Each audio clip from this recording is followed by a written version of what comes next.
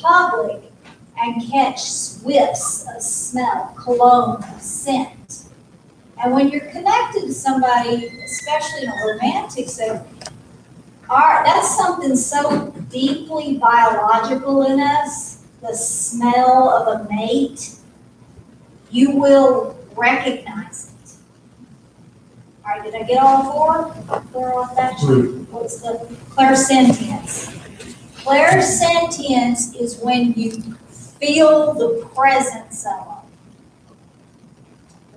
This is another little, all through this process, I was learning different things. And one thing happened, and it's covered in the book. I was in a restaurant, and I suddenly felt someone that I had been seeing behind me. But only he was like 2,000 miles away. And I felt his presence. And I whirled around, and it wasn't him. And it confused me. I was like, how can he feel the same as this other person? And that's when I started discovering, soulmates are groups of souls in the same family cluster in the next dimension. We have biological family here, but we have soul family. That's what soulmates are. That's why they're so recognizable, because you know them on a soul level. But within that cluster of family, there's also different essences that are split amongst several people. Does that make sense? Linda Goodman was a very powerful mentor, guide on my path. I read a lot of it, and I wish I could write like Linda Goodman. But she had this quandary about when someone died, and then you could meet. I have quotes of hers in the book, but then you could meet somebody that felt so similar to that person. And she would try to say they were walk-ins. Well, that's what explains it. They're walk-ins. Okay, I believe in walk-ins. Don't get me wrong. But this is different. There is, and this was in the chapter on death. I covered all stages of life in relationships in this book. And the death, I was so confused, it's really not the word, but we'll use it, by how you could have these people that just love each other so much, and then something happened. Some freak something happened and one of them dies. But when you consider that there's two things that can happen, you can continue to interact with that person beyond the veil, or you can call in a match. And that's that other essence. And you can just call in another soulmate. There's several options. Okay? Could be that, like, when you were, wherever you were, and you saw or heard things that's beyond your immediate awareness, reminded you of this person, and you sort of actually visited the person, or vice versa. I guess that's a possibility. When you get really into this, where you're recognizing, you're paying more attention to a person's essence, it's so unmistakable. It's just like that vibrational fingerprint on things that I was talking about. You recognize that essence, and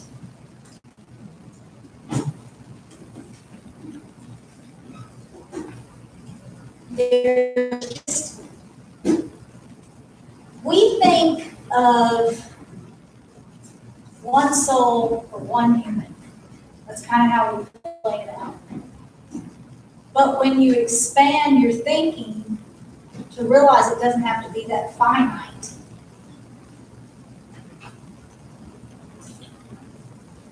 obviously none of this is provable,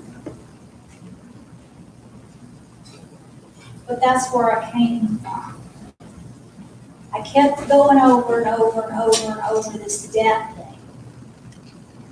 And I said that can't be it. That can't be all there is to it. And one night I was watching a Abraham video. And this guy was just tore up because his dog had gotten killed by his negligence. And Abraham started talking to him about the essence of this creature coming to him again in another form, in another way. And when I heard that, it just started clicking. I don't know how to explain it. But I went back over all these explanations of walk-ins.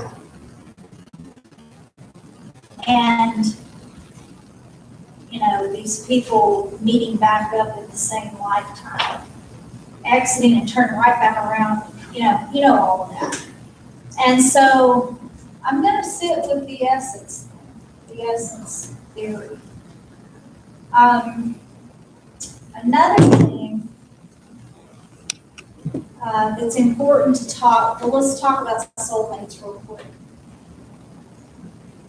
Whenever somebody says soulmates in our culture, it typically means the one I'm going to run off in the sunset with, the one that was planned for me, that I'm destined to be with. And soulmates, you have many, most of which you're not ever going to cement a romantic relationship with. That's not the purpose. The purpose is getting back to the soul family. They belong in this group with you. They know why you're here, and you know why they're here. They come into your life, usually at crisis points, when you're in a failing marriage, when you've had a death, when you've had a major illness. They come in to help you remember who you are and to put you back on track of your soul's purpose.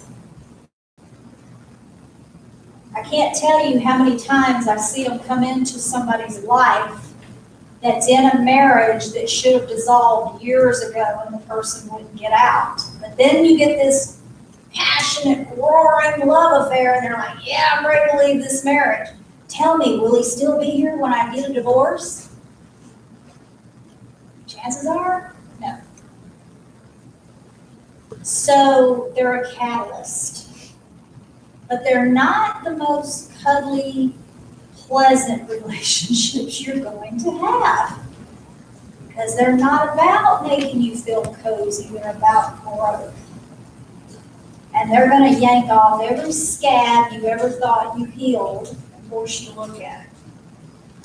So they are really for the strong to engage with them. Often they break cultural taboos.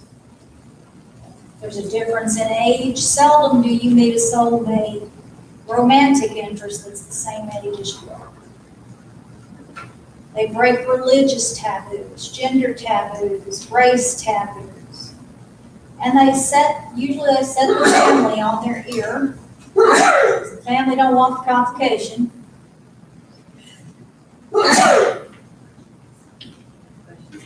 Bless you. Wherever you're at vibrationally, if you're wanting a soulmate, you can have as many as you want. But wherever you're at vibrationally, you're going to get a soulmate that matches that.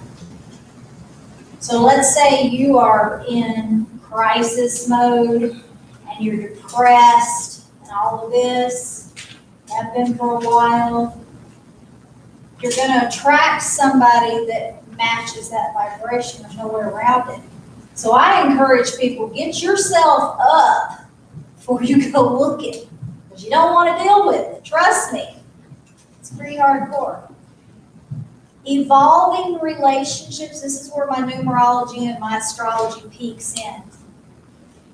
There are specific life turning points. I typically, as the Scorpio I am, attract clients that are in one of these turning points. They're needing a guide or a messenger to get them over the threshold. Your Saturn cycles, big turning points, and those happen every 7 years. Those aren't the really tragic ones though. It's the 28 to 30, that's the big one. It's when you're leaving childhood and really firming up your adult path. And a lot of serious things come up at that time. Marriage, child rearing, changing career, relocation. These things come up. In a relationship, 7-year cycles, remember Marilyn Monroe, 7-year itch? Those 7-year cycles, they cause stress. And a lot of times people split up during a 7-year cycle if it's not a strong bond. Another one that I get a lot of people from is the Uranus opposition. That one's from 39 to 41. That's when they tell everybody that you are having a midlife crisis. And what's really happening is your true authentic self is stepping up to the plate, throwing off the shackles, and ready to start living authentically. And that does mean run a lot of people off.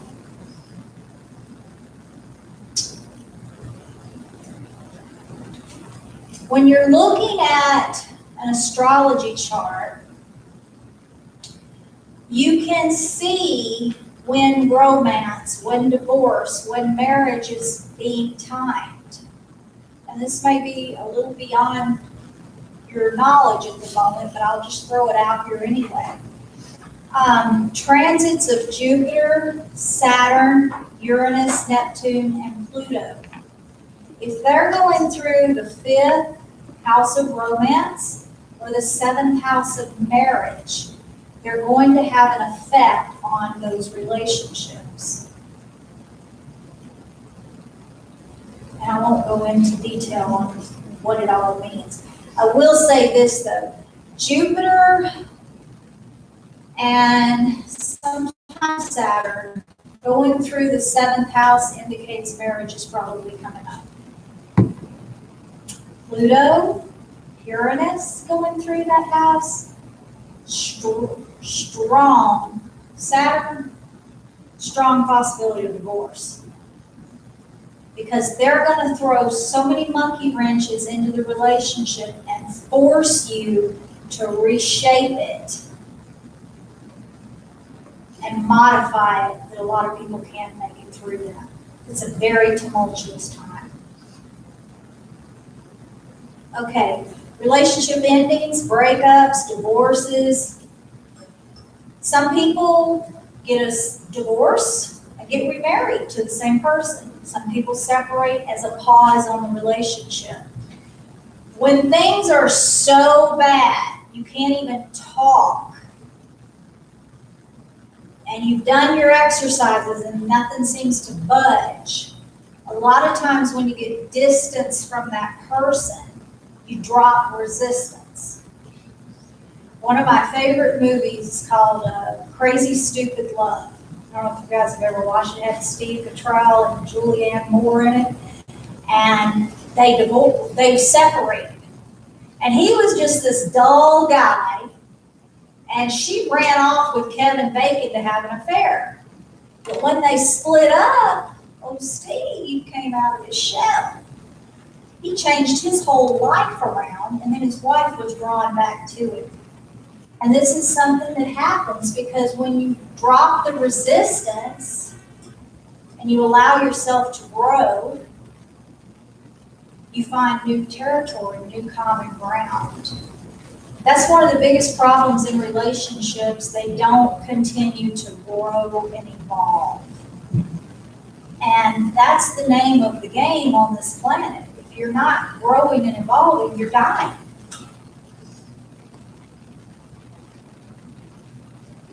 Permanent breaks, whenever someone calls me and they're like, yeah, it's done, I just can't do it anymore. The first thing I recommend is clearing the psychic cords and psychic debris. People think just because they sign on the dotted line it's done. And then a year or two later they come see me and they got to get clearing and all that, and we do that work. I had, I think, 2 women this week told me that they've been divorced and they just can't seem to shake it off, so we're going to do clearing work. But it's important whenever a relationship ends that you clean up that debris, because it's there. Every time you're having an interaction, especially when you're having sex with somebody, you're setting up some heavy-duty psychic cords with that person. They have to be cleared.